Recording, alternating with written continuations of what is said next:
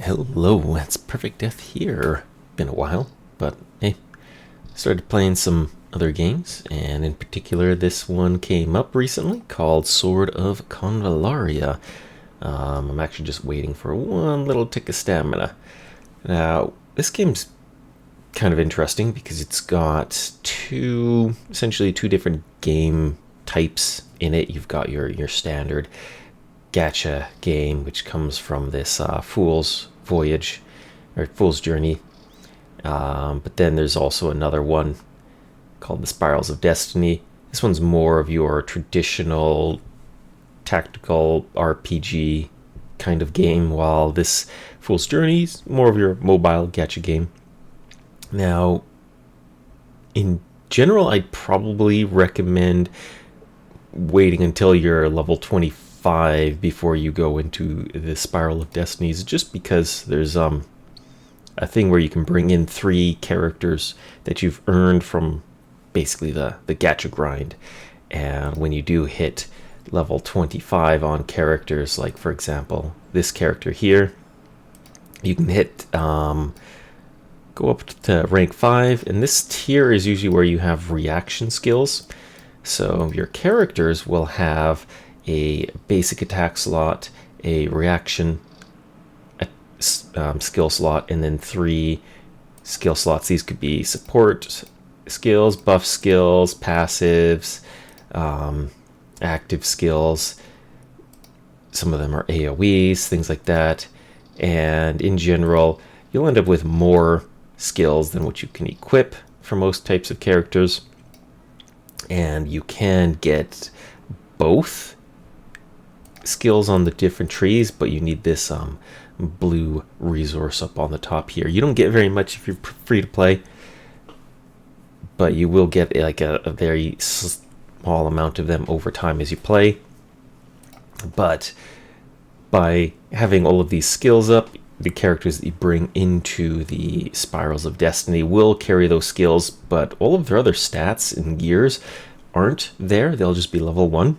But it is pretty nice having the extra skill, especially a reaction one like this guy has he can do 2 counterattacks per turn. But yeah, some of these characters, as a gacha game, is pretty forgiving for their rates, and they're not too bad when it comes to the pity system in the game. So it's definitely feels better on the gacha side of it, but still, when it comes to spending on games like this, I would say pay what you feel the game is worth. If you feel it's only like a $30 game, then only put in $30, right? Because these games have like an upwards cap of thousands of dollars that you can spend into them. And I mean, if you feel like you're getting $1,000 worth of game, then go ahead. But if you feel like, oh, you're not getting that much, then pay according to that amount, right? But yeah, there's a whole bunch of stuff that you can grind in this battle pass stuff.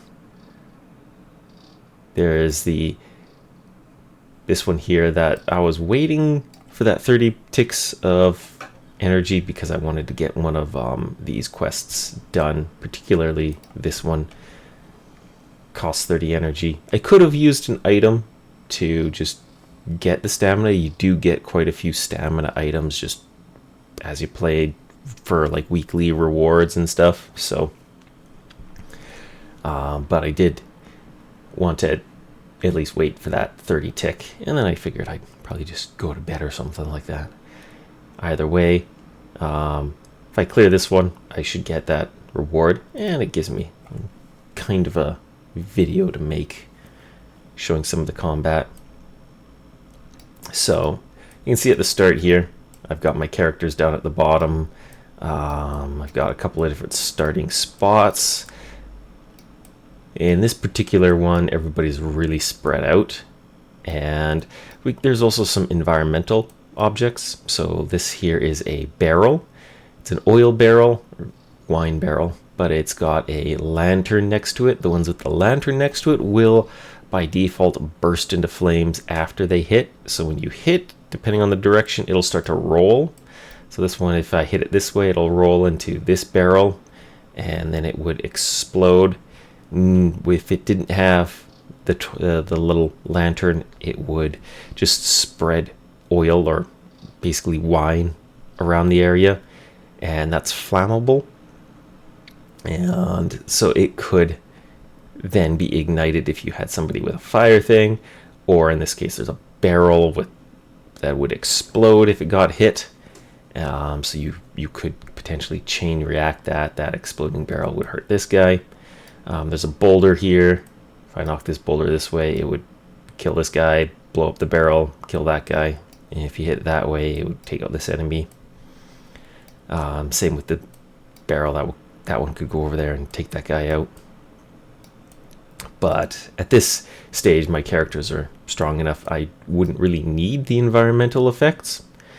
One of the other things to keep in mind is there's this little button here. This will tell you the turn order that everybody has based on their speed. I'm actually bringing this Papal Ice Priest. He's a fairly common character. I've almost got him max starred by getting enough dupes just from rolling for other characters. But he is extremely fast. He goes first almost every time. And some characters, often the green shield characters, will move first. Most of the time I find they have a very high speed. And you have these different types. Up here shows that there is a type of rock, paper, scissors to some of these. So if I had any red types, I'd probably want to position them to take out these green ones. And then you have reds down here, so then I would want blues. But hi, kitty. Yeah, you heard me talking. He's been probably the main reason why I haven't been making very many videos. My brother got a adorable little kitten, and he loves to chat. So I always get distracted. It's morning time, so he's wide awake now. But I work night shifts, so I'm going to be going to bed in like an hour. Anyway, I'm just going to start this off. And yeah, so Gloria, one of the main banner characters up here. She has a thing where she spawns her spear, and then it buffs her and anybody around her with you can actually click. You'll see on here, she's got a flag aura and a movement speed bonus. So this guy also got the same buff. So he's got extra attack damage and extra movement. So,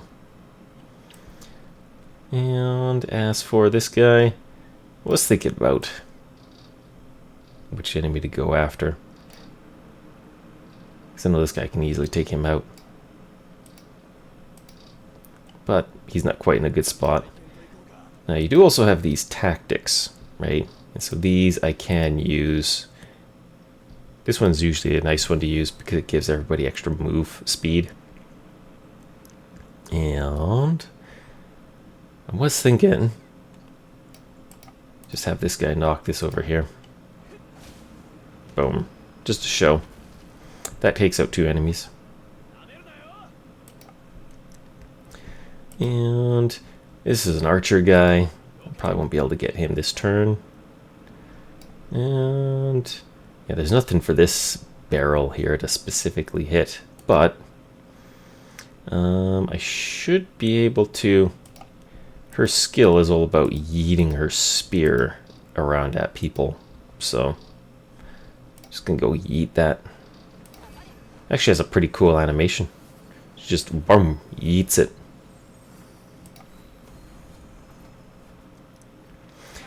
It will act as a distraction. The enemies will attack this thing, but it also buffs anybody nearby because it has the aura. She essentially just throws her aura, and then she changes her form, so a lot of her skills will also change. Yep. This guy does lots of... She does lots of damage from behind enemies too, so... I could actually just end it right now instead of waiting for this little trick. Because one of their passives lets them... If they kill an enemy from behind or the side, then she can act again and attack again. There's a bit of a cooldown on it, I think.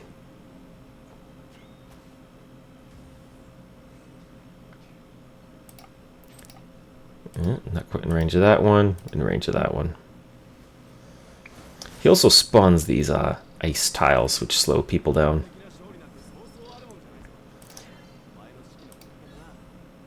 And that should progress me along that particular quest thingy that I was working towards. And it gives me these shards. These shards you can use to upgrade characters. So that character in particular is a healer. And so you'll see there's these little trait stars. Now you can farm these, because the main way most people tend to get them is by rolling on the gacha. And when you get a duplicate character, you get those shards.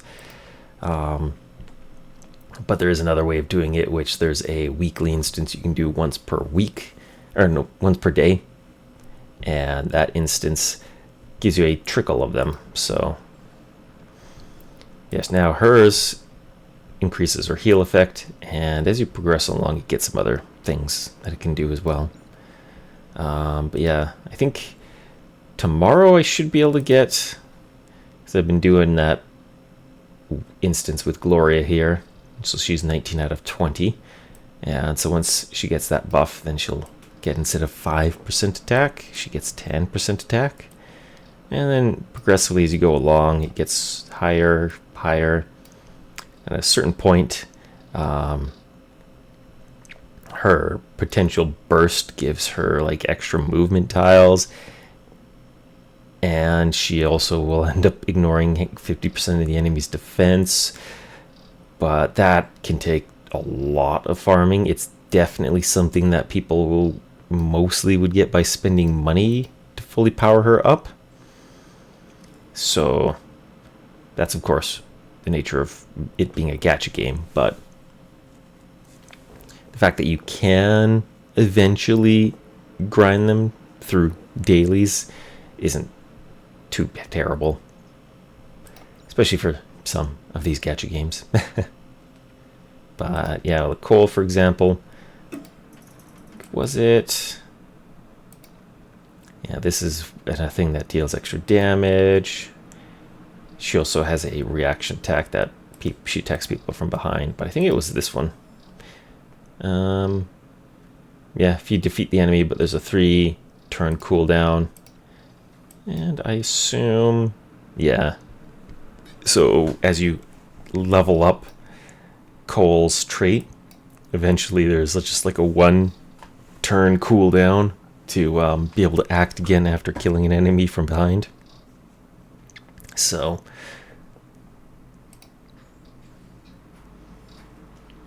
and of course you have other gear to grind too, like your weapon, your trinket, and then your tarot whisper. And so these ones are like your RNG gear, where as you enhance it, there's these little stat lines. Those get unlocked as you figure them out. So his, for example, you can see based on the color that they are going to be a really like a legendary type stat, so a higher stat number. If I look at some of them, these ones are like a blue one. There's some that are yellow. This one's a brown, so it's a really low stat. So they give you a kind of an idea that, oh hey, this one's gonna have really high stats. You just don't know what the stats are going to be for until you've upgraded it to, level 35 or level 30. But yeah, you need this green dust in order to do that, which you can get through one of the stamina based instances. So And one of the other things that you can do while you, if you got no stamina, there's the Tower of Conquest. Right, now this one has these, like, as you progress up, there's some of these environmental effects, and then there's different floor effects. So this one here increases ranged damage of the enemy, right? So the enemy's ranged units are going to be a lot stronger in that case. And then as you go up, you'll encounter like different effects. But then as you get certain floor clears, you'll get a bunch of resources. You know, this one here, for example, that gives you roles for, you know, characters. And it's about 100. If I get about 1,500, I can do another 10 pull, basically, for characters. And other quests, lots of buttons to press as you do things. You get a little trickle just from doing these. So it's that pretty standard gameplay loop of giving you just that little bit of incentive to farm a little more, grind a little more. There is also kind of a PvP as well. So I can go and I can fight these different players. Essentially, you set up your defense, and you choose what characters go in, and then the other team, if they attack me, they'll pop up in this area. I won't be able to control that fight. I have to basically watch somebody else's fight. And there is also a kind of saves them too, so I can check out like the challenge record. It only saves a certain amount of them. I did get attacked once by somebody, but this one here, this person, I decided to do a fairly harder fight, right? Sometimes people will auto the fight, and you'll just see their characters attack you. They're automatic. In this case, I decided to, because it was going to be a tougher fight, I was curious what another player with a more serious build was doing for their characters. So you can kind of figure it out, right? But he almost killed my ice mage. But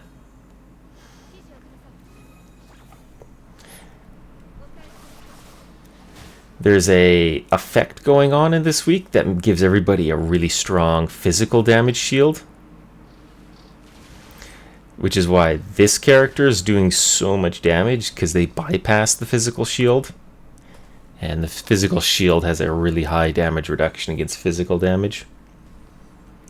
So he actually did a bunch of damage just because he's magic.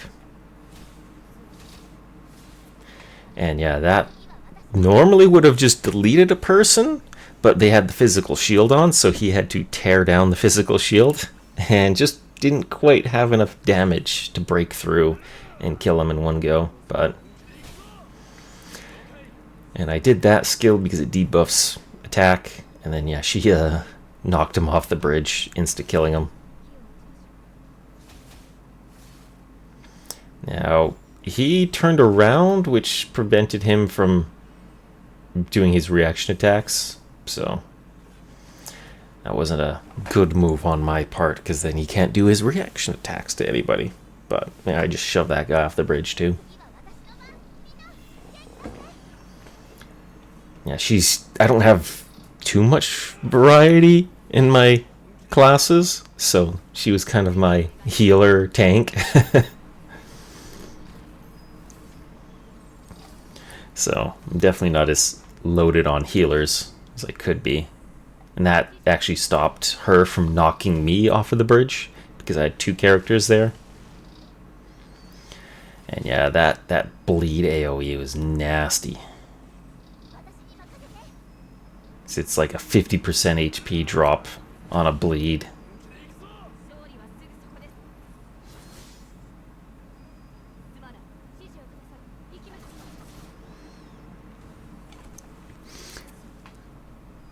blap. Dead.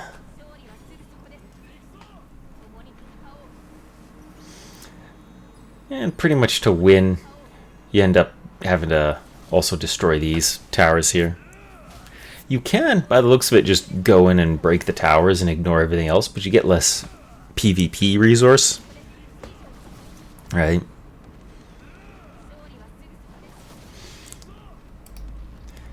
And so those, you can get about 300 of that per day, right?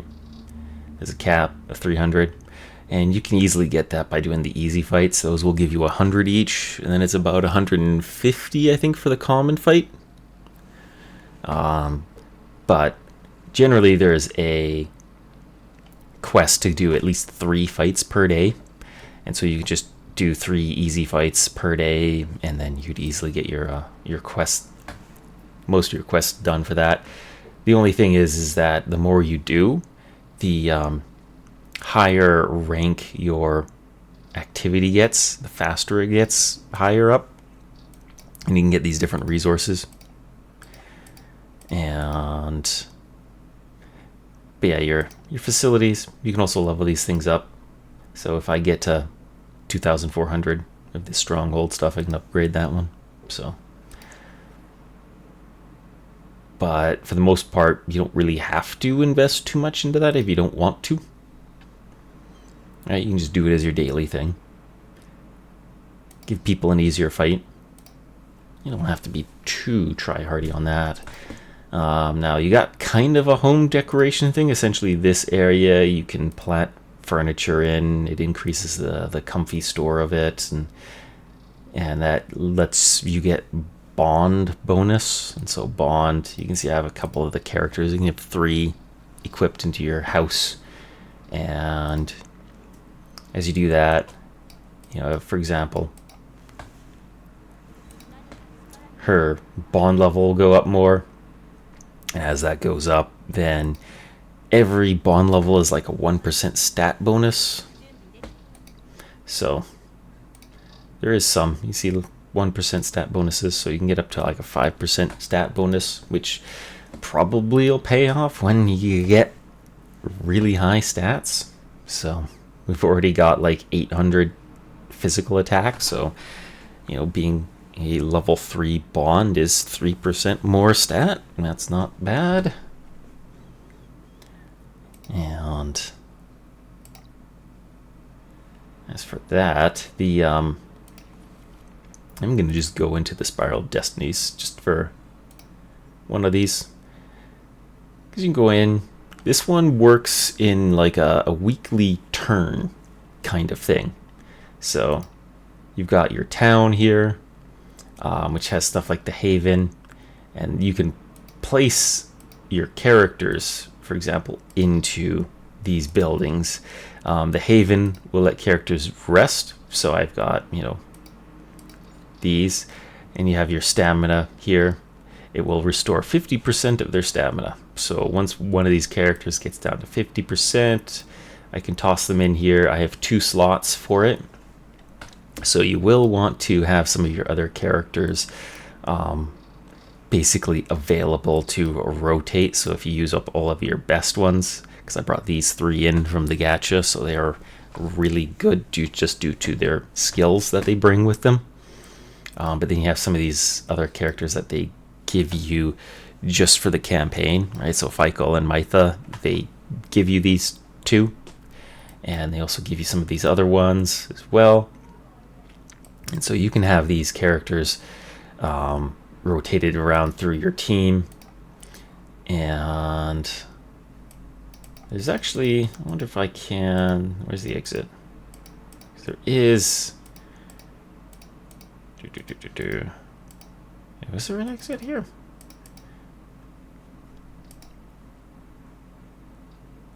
Nope, that's not that button.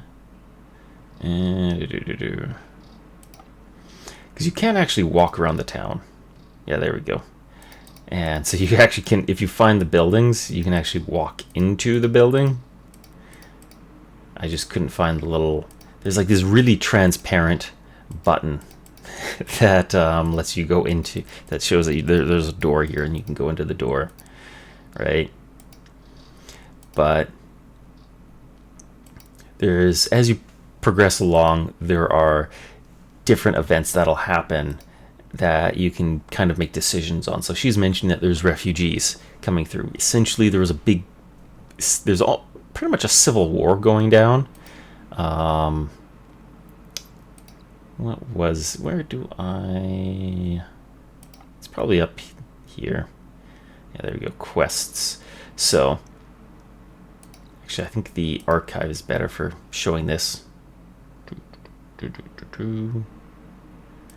The encyclopedia, is it?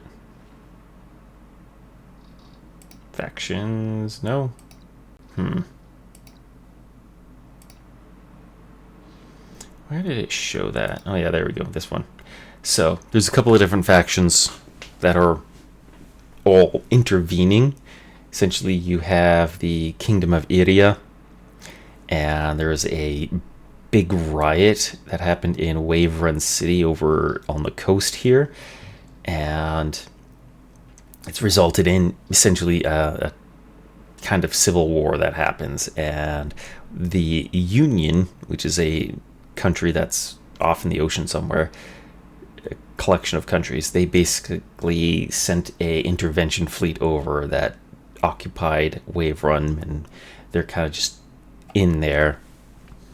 You then have like the Papal States, who they've also seen this as an opportunity to intervene. They like the there's this magical mineral that's really rich in this region, and they claim it's like a holy resource that they want exclusive control over, and so they move in. And then there's like the dark light cult, and then there's the Vlitter tribes hanging out in the mountains and stuff like that. So for the most part, our quests, at least in this early week, are just maintain, like the main one is just get the stability of the town higher, right? There is like an overall stability in the country, and some of these quests, like these ones here, there's a little icon. This will actually mean that I will gain stability for the town, right? If I do the easier ambush in advance one, there's no extra stability, right? So harder fight boosts my town stability, which is part of my quest. And you can only do one quest per week, at least in this situation. And then there's a dispatch, and so I've sent one of my characters off for a dispatch. And you can see that there's some notable locations, right? Wave Run City, Light Gloam City, Windale Town, Rebby's Oasis, right? And anything up here? Yeah, the Vlitter Mountain. Yeah, the mine pit where the cult is. And then I've got my my escort convoy tag that's sitting there. But there's a bunch of these ones, so I could do like this one here, where defeat 10 enemies, and then I'll get a common gear drop and some luxite dust, which is a material. And some of this stuff you can use to like upgrade your stuff back in town. Gain a little bit of extra stability doing this. It should be an easy fight just because I've got my my characters here. So let's see, they've got a destroyer hanging out in the back and a triple group over here. So destroyers get countered by these yellow guys here. So it really just comes down to who do I want to level up, right? And I don't mind sending my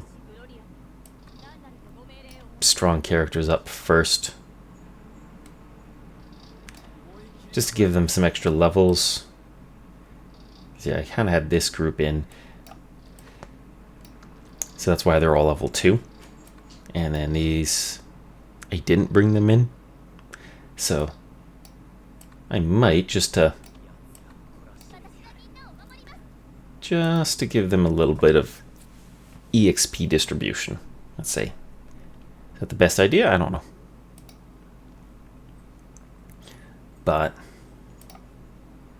yeah, kind of figured that there would be, because it said just take out 10 enemies. So it's like 4 guys, that's a bit too low. So by looks of it, there's going to be a constant stream. You can see where they're going to show up. So there's going to be 2 enemies coming like the next turn or 2 from those spots. So, and let's see.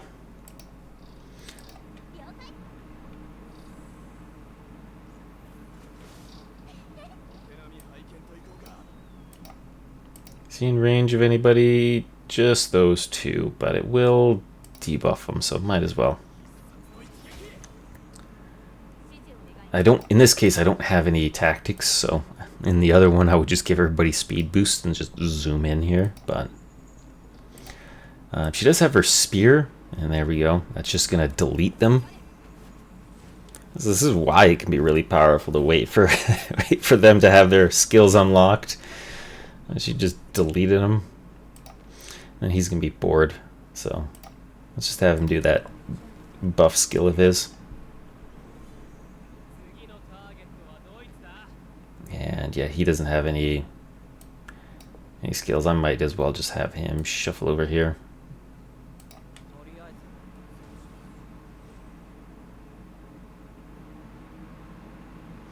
And the next 2 are over there.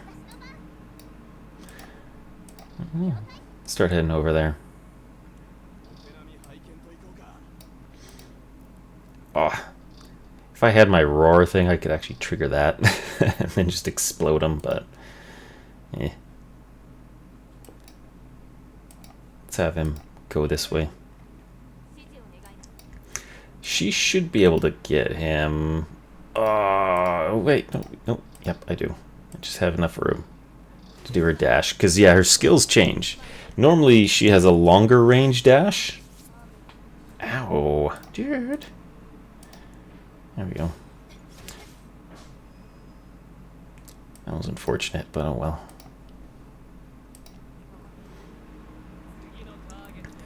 Because yeah, when she does do her when she throws her spear, she changes to her sword form. Her skills change slightly.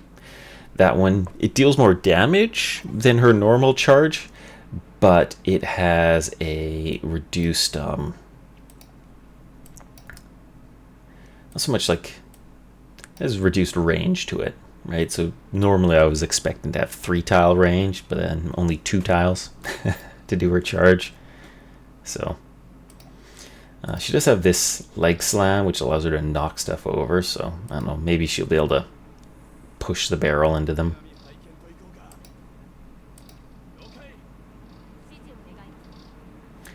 And then she can get her spear back.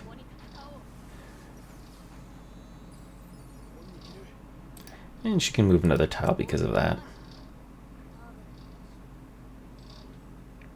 Now he should be able to get a kill here. And yeah, fortunately, there we go. That'll get the kill at least. So yeah, his multi-kill is on cooldown. And I'm just gonna go yeet this into him. Kaboom!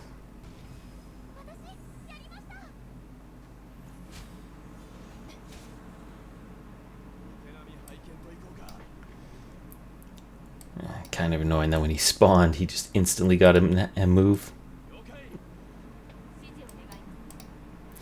Yeah, I don't have any healers in this.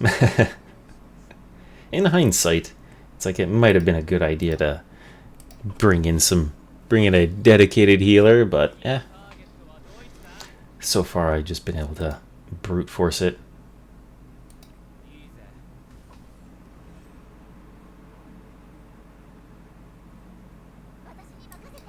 Okay, the other one's down there.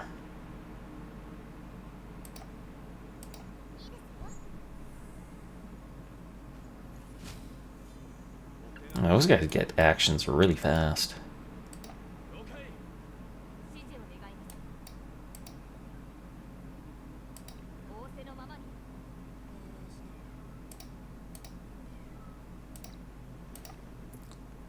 Yeah, so he is stronger naturally against Seekers, so.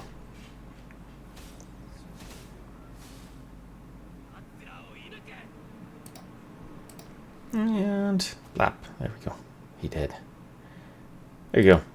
So that was the 10 kills.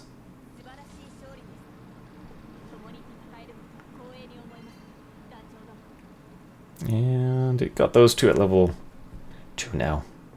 So at least it spread around some EXP to the other 2 legendary types. Get another 20 stability.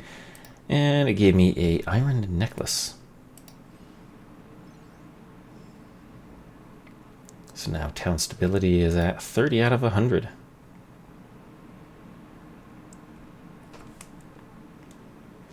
So once that's done, I can't really do much else. Well, I can technically equip people with stuff. So you can say, hey. Then she's going to get 2% to those. So sure.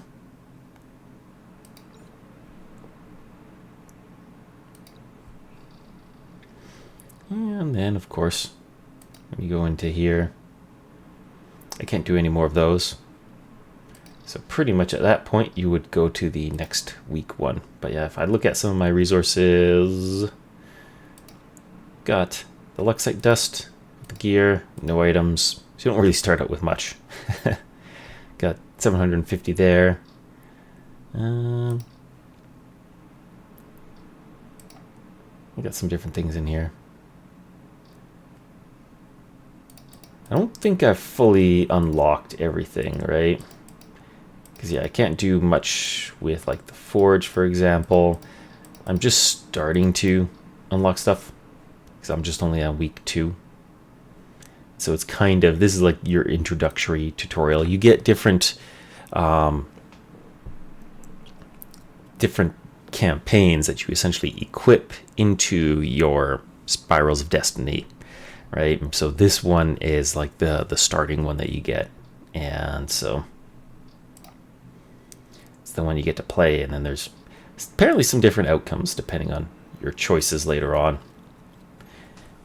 Now, when you hit different chapters, you do have to spend a key, but just playing the game, you usually get some keys. So unless you're really like hardcore into playing lots, yeah, you can see here, he just gave me $600 from his little thing there. Nobody's resting, nobody's training, no gear was forged, and we did that. So then we can see there's some conversations that people will have about what's going on. Meet with some leaders there. You can see on our quests there's no, or at least this one's still ongoing. I guess I got partial paid for it. And then we got a couple of others of these. So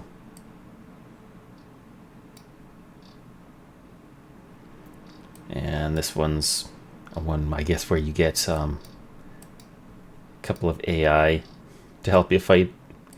There's some different ones here.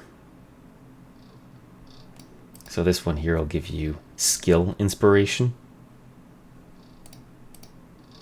and which I'm not too worried about getting because I brought those 3 characters in with a lot of skills on them.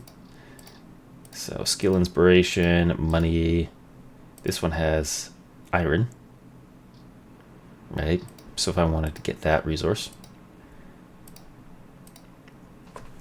so that might be the next one to go for, just because I'm curious. I might need the iron for like gear forging, I guess.